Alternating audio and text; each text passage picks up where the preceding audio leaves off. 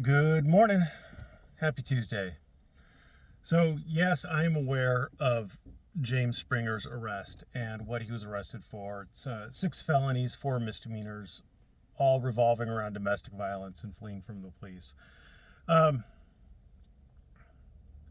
I don't intend on doing any legal analyses from the speculation of what the evidence is. I learned my lesson from Earl that a lot of the things that you hear aren't necessarily things that are going to come out at trial or in moving papers and things like that. So I do intend to cover this, but I intend to cover it based on the actual hearings. I watched the arraignment, so apparently they televise, or not televise, I'm such a boomer. They stream the hearings. So I do intend to cover those as best I'm able and look at any pleadings that Big Jim Finch or PDocs or whoever managed to get to me.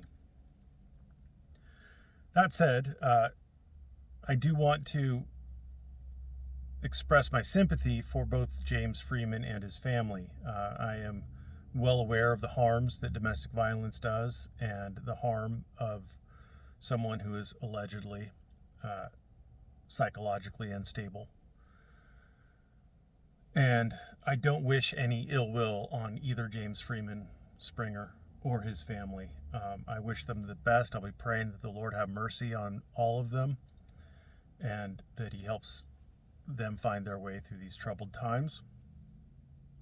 I actually like James Springer. Again, can't tell you why. I'm very critical of his political, social, and legal views.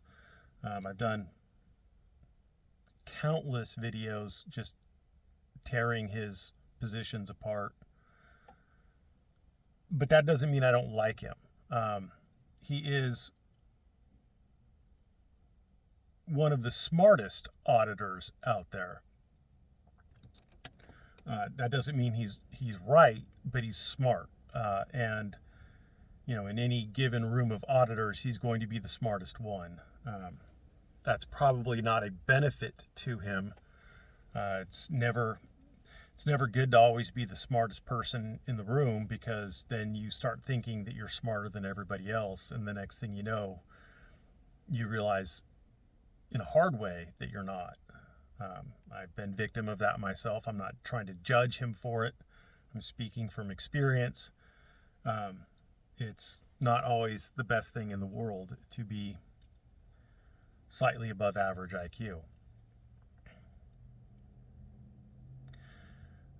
I have made a prediction. I made it yesterday on my Discord after I saw what the charges were, that he'll probably be able to plead these down to misdemeanors. There is a high likelihood, just by the way the system works, that assuming he has some psychological issues, and I'm not a doctor, so I don't pretend to know, but the allegations are out there, that he'll get some kind of probation, maybe with time served, and he'll be required to take some, mental health diversion kind of thing. I don't obviously practice law in Arizona, but my limited experience with criminal matters as an attorney and my wider experience with criminal matters by observing what goes on in the auditing community is that, generally speaking, for something like this, you'll get a good plea deal.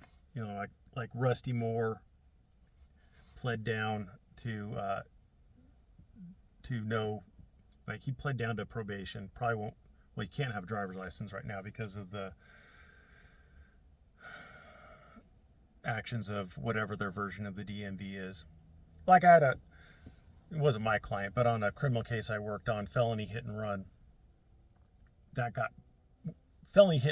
where the victim died. That got pled down to a misdemeanor with no jail time, not even time served. He never served a day in jail. He just got probation.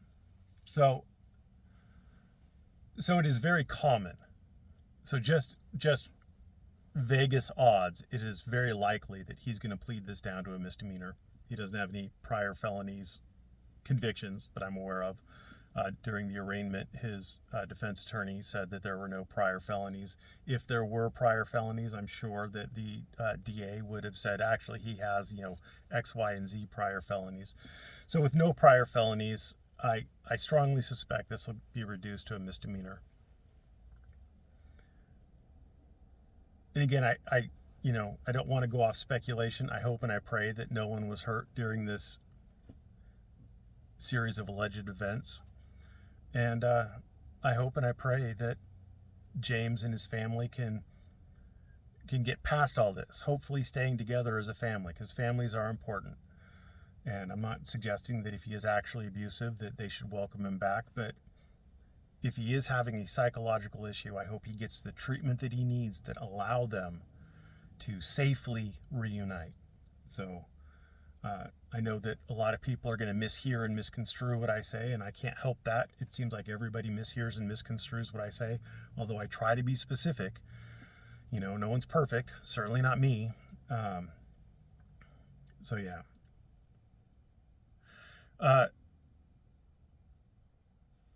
Another thing, because Wayne /Peter / whatever his new handle is, I'm sure he has a bajillion handles.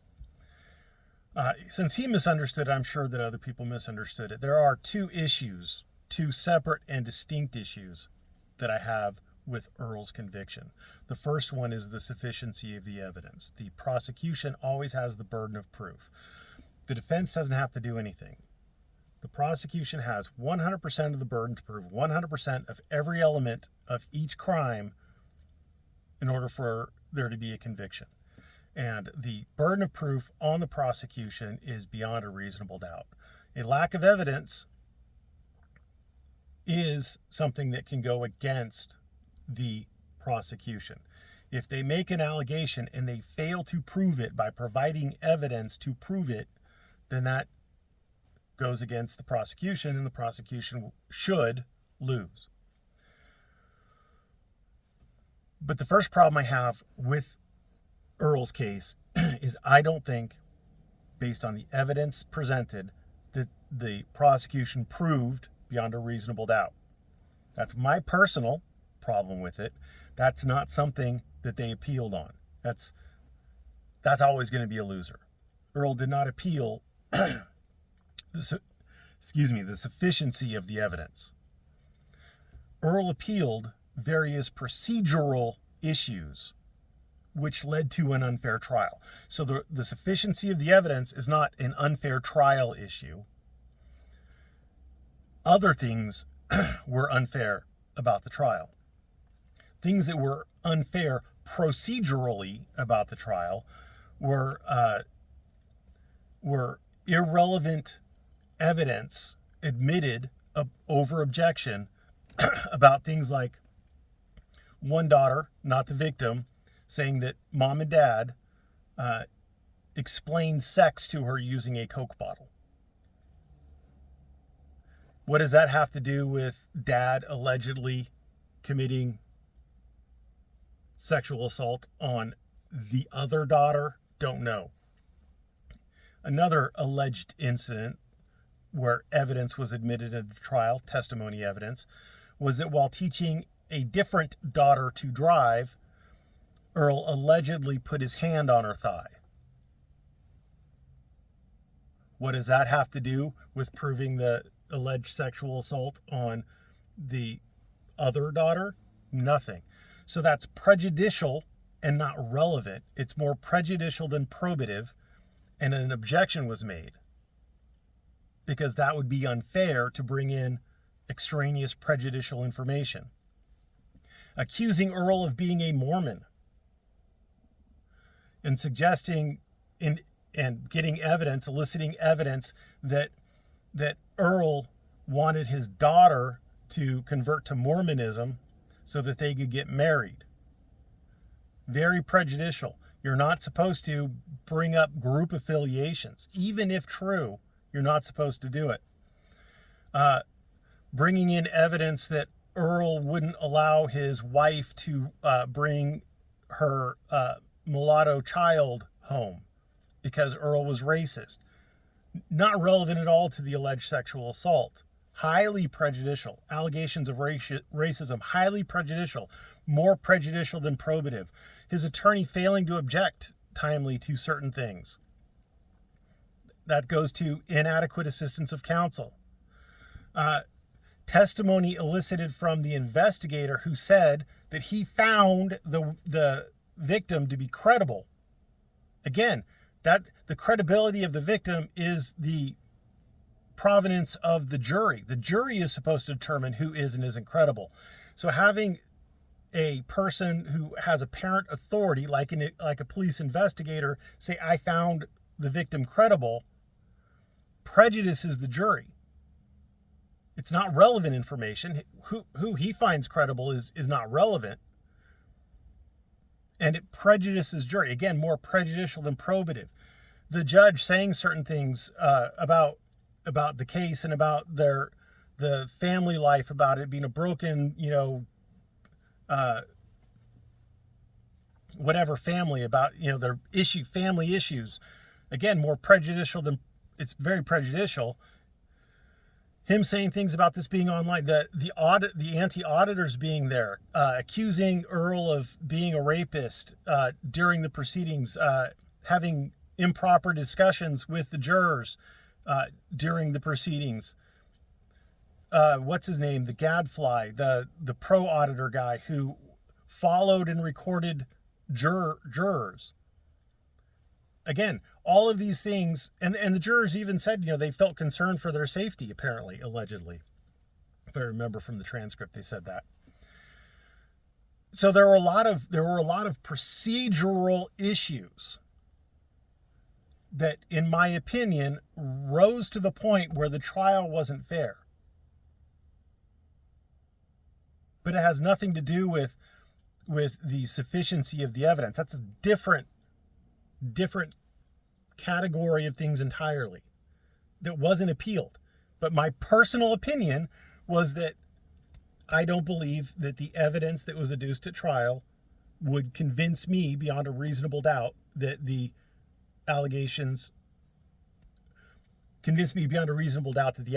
were true. Again, I am not saying that Earl didn't do it. Again, my default position is Earl is a congenital liar. If Earl says he did something, I believe my starting point is that he didn't do it. If he says he didn't do it, my default starting position is he did it. And Earl said he didn't do it. So my default starting position through this entire thing was Earl probably did it. But then when I looked at the transcripts, I'm like, I don't think they proved beyond a reasonable doubt that he did it. Whether he did or didn't do it is an entirely different thing. And I know it's hard for people to wrap their minds around. What I'm saying is that the evidence doesn't convince me beyond a reasonable doubt that he did it. If it was a preponderance of the evidence test, I'd probably say, yeah, he probably did it. Preponderance. But reasonable doubt, I'd have to say, I'd have to find him not guilty. That doesn't mean he didn't do it. It just means that I wasn't convinced beyond a reasonable doubt that he did it. It sucks that we don't teach civics to the point where people understand these things. It just shocks me that people don't understand the distinctions between finding someone not guilty because you think that the prosecution didn't prove it beyond a reasonable doubt, and how that is different than finding someone innocent, which you don't do in court in a criminal case. You don't find him innocent because, again, that would require an affirmative showing by the defense that he didn't do it. And the defense doesn't have an affirmative requirement to do that. All the burden is on the prosecution, who has to prove beyond a reasonable doubt every element of each crime that he's going to eventually end up convicted of. And if any one of those elements, if they fail to meet their burden beyond a reasonable doubt, the jury should find the defendant not guilty. And that's not saying he did it or didn't do it. That's just saying that the prosecution failed its burden. Anyway, good luck to you, Mr. Springer, and good luck to your family, and have a wonderful day.